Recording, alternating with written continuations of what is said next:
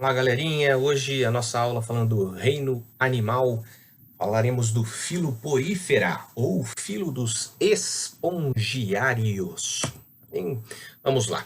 O filo porífera, o filo dos espongiários, é o filo das chamadas esponjas, tá? Você vai lembrar Bob Esponja, professor? Não, o Bob Esponja, na verdade sim e não, né? Porque Bob Esponja, ele é um animal que vive lá no fundo do mar, mas ele não é uma esponja marinha, na verdade ele é uma sátira aos espongiários. Há quem diga que o autor do Bob Esponja teria feito ele com esse formato quadrado por conta daquelas esponjas de cozinha, Scott Bright, exatamente para fazer essa ambiguidade aí, essa dualidade da esponja de cozinha e a esponja marinha.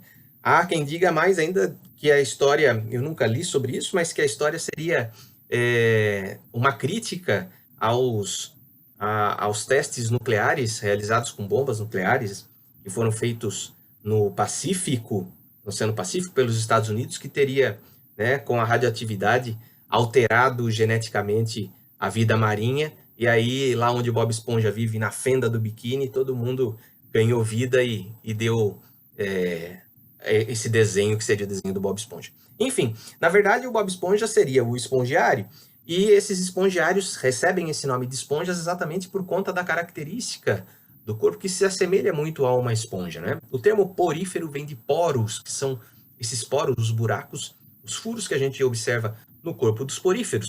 E aí ele recebe esse termo porífero, os organismos que têm esses poros no organismo, tá bem? Então, conhecidos como espongiários, são animais de água doce ou salgada, predominantemente salgada, certo? São poucos os de água doce, a gente vai encontrar predominantemente isso em água salgada.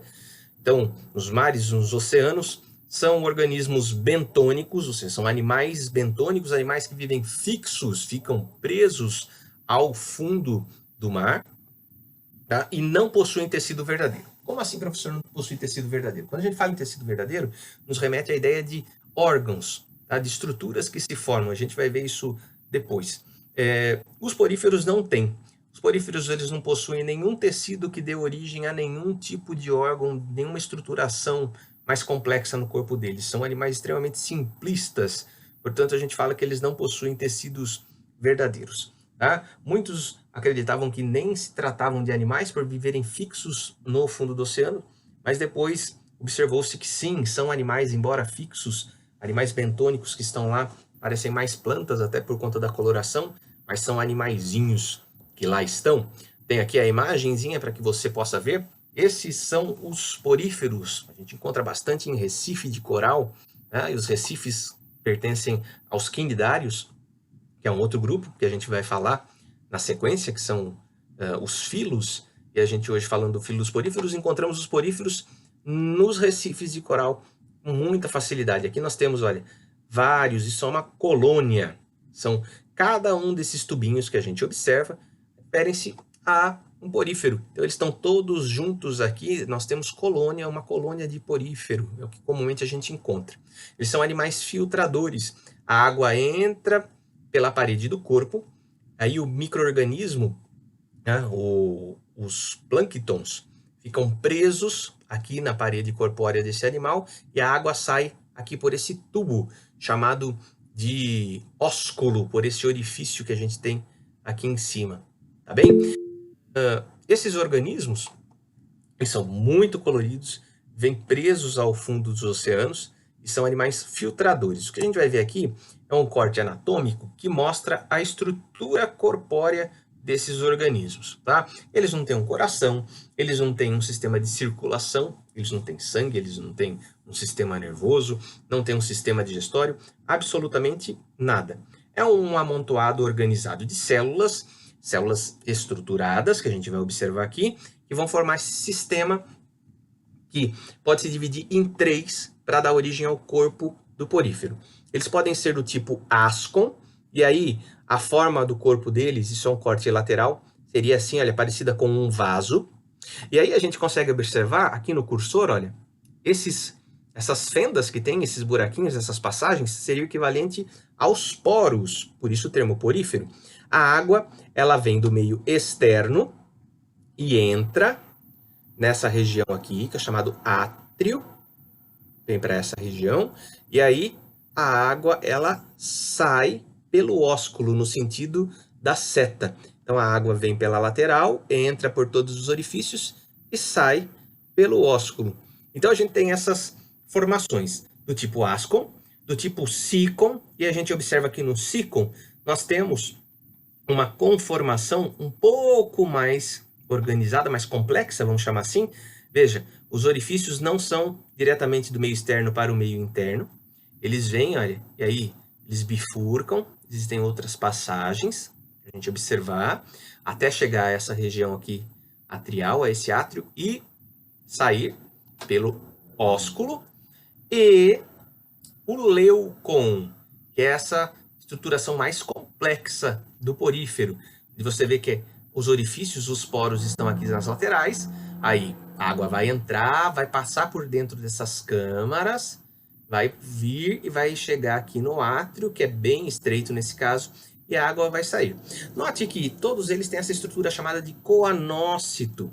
O que é um coanócito? O coanócito é uma célula típica e fundamental para que o porífero possa sobreviver.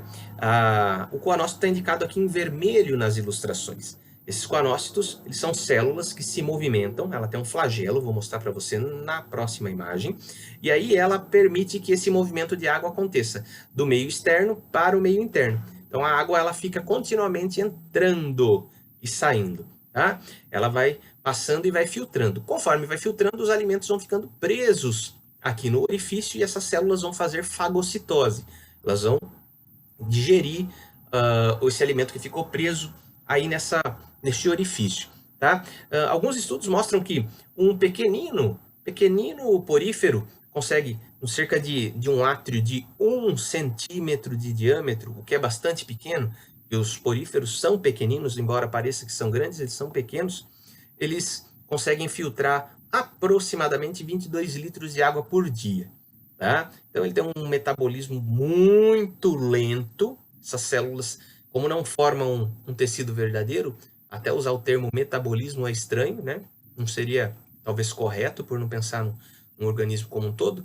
Essas células vão independente funcionar, mas essa água passa e sai, totalizando aí cerca de 22 litros de água que passam por aqui diariamente, tá? Essa é uma estimativa. E a gente vê aqui essas câmaras com coanócitos que farão esse movimento para permitir com que essa água passe. Então essas são as formas anatômicas. E sempre ele preso aqui, olha, no substrato marinho, no fundo, tá? Um animal bentônico. Nessa próxima imagem, a gente tem um corte da parede de um ascon, aquela forma mais simples, para mostrar para você quais são as células que formam esse corpo. Então aqui a gente teria nessa parte de baixo aqui o porífero, aí foi feito um corte na parede mostrando o quão simples ele é. Essas célulazinhas que estão aqui, olha, que ela parece uma garrafinha, que ela tem esse flagelo, aqui, olha, é o coanócito.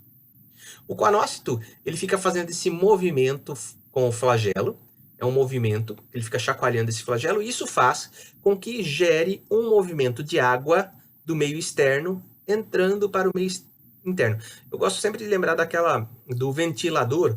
Quando você tem um ventilador na sua casa, que você liga, se você colocar um papelzinho, uma folha de sulfite atrás do ventilador, a folha é sugada, né? Porque o ventilador, o movimento dele faz com que o ar seja puxado da parte posterior do ventilador e ele seja pulsionado para a parte anterior, por conta do movimento da pá, da hélice.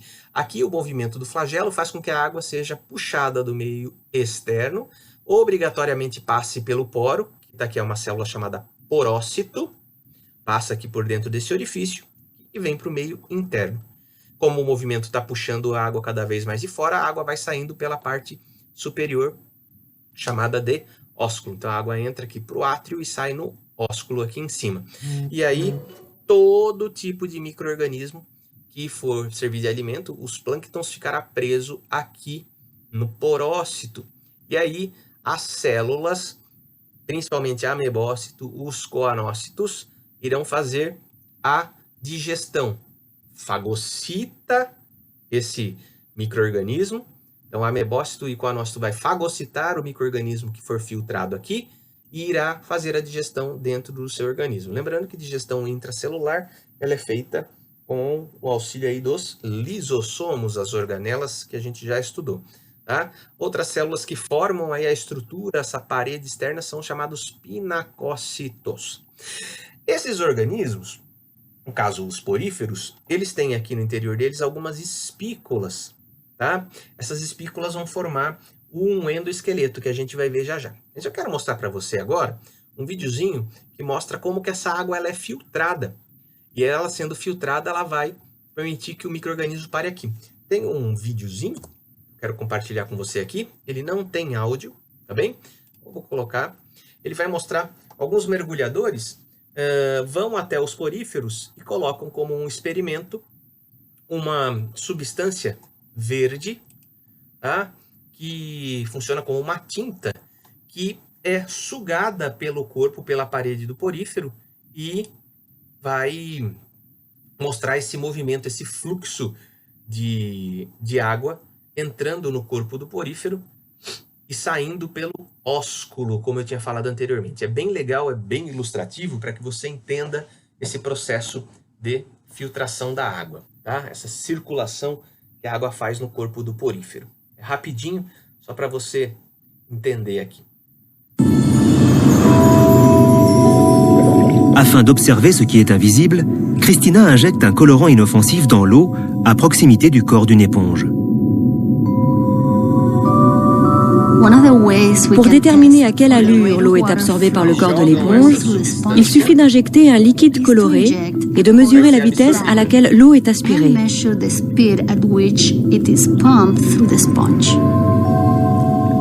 En ce qui me concerne, c'est la première fois que je mène une telle expérience. Il y a des années que je rêvais de saisir une telle opportunité. Je suis ravie qu'elle se présente enfin.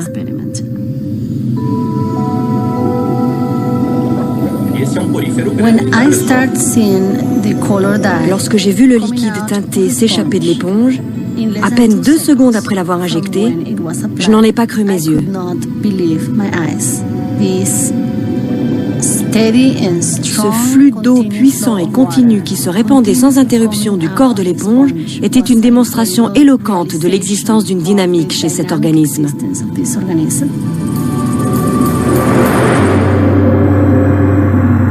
Olha isso que interessante. Ele joga a substância por fora, ele vai filtrar, vai sair tudo pela região do ósculo aí. C'est une expérience incroyable à vivre.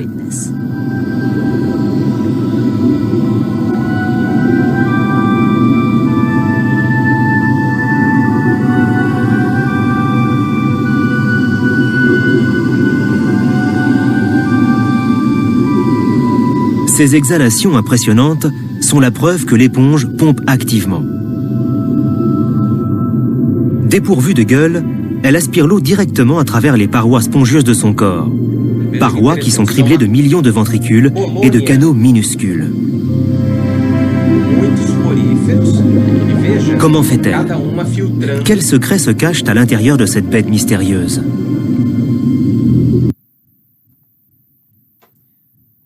Muito bem, é legal, né? Dá pra gente observar direitinho esse movimento da filtração, esse movimento da água no corpo do porífero, né?